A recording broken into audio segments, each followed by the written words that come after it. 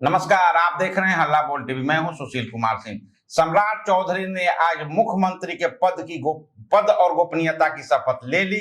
उनके साथ deputy CM Vijay Kumar Chaudhary और विजेंद्र यादव ने भी डिप्टी सीएम के रूप में शपथ लिया। लेकिन बीजेपी ने वरिष्ठ नेता विजय कुमार सिन्हा का बड़ा अपमान कर दिया है।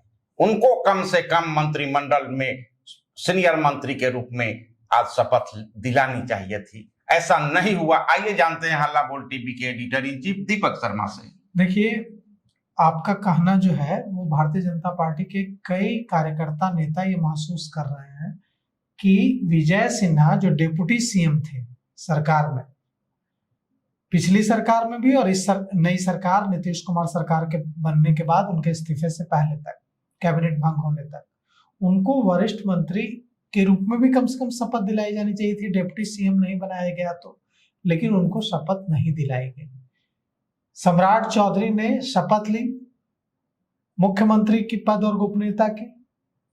विजय कुमार चौधरी ने डिप्टी सीएम के रूप में शपथ ली। विजेंद्र यादव ने डिप्टी सीएम के रूप में शपथ ली। लेकिन विजय सिन्हा को शपथ नहीं दिलाई गई।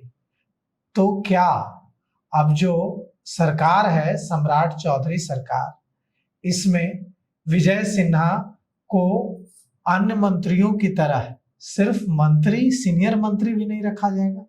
मतलब अब जैसे दूसरे मंत्री होंगे सरकार में, वैसे ही भूमिका विजय सिन्हा की भी होगी।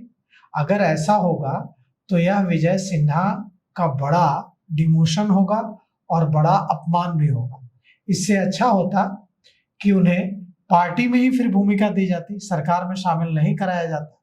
लेकिन अगर वो उन्हें नई सरकार में, इस बार नीतीश कुमार की सरकार में डिप्टी सीएम बनाया गया था, तो इस बार कम से कम आज जो शपथ ली है सरकार ने, सम्राट चौधरी ने शपथ ली, विजय कुमार चौधरी ने शपथ ली, विजेंद्र यादव ने शपथ ली, एक वरिष्ठ मंत्री के रूप में अगर विजय सिन्हा शपथ लेते तो कम से कम यह मैसेज जाता कि उनका सम्मान भारतीय जनता पार्टी नेतृत्व ने कम से कम रखा है।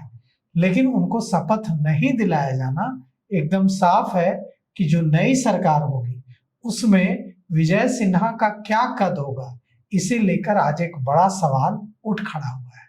अब इसका जवाब आने वाले दिनों में मिल जाएगा, जब विजय सिन्हा शपथ लेंगे और उन्हें क्या विभाग मिलता है, या फिर कहीं ऐसा तो नहीं कि उनको शपथ भी न दिलाई जाए, उनको मंत्री भी न बनाया जाए। कुछ भी हो सकता है।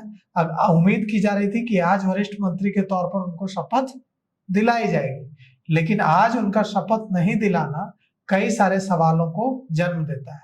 अगर उनको जब कैबिनेट विस्तार होता है उसमें शपथ दिला भी दी जाती है तो भी यह विजय सिन्हा के लिए बड़ा दिल कचोटने वाला होगा, क्योंकि वो उपनेता रहे हैं। वो जो भारतीय जनता पार्टी विधायक दल है उसके उपनेता रहे हैं।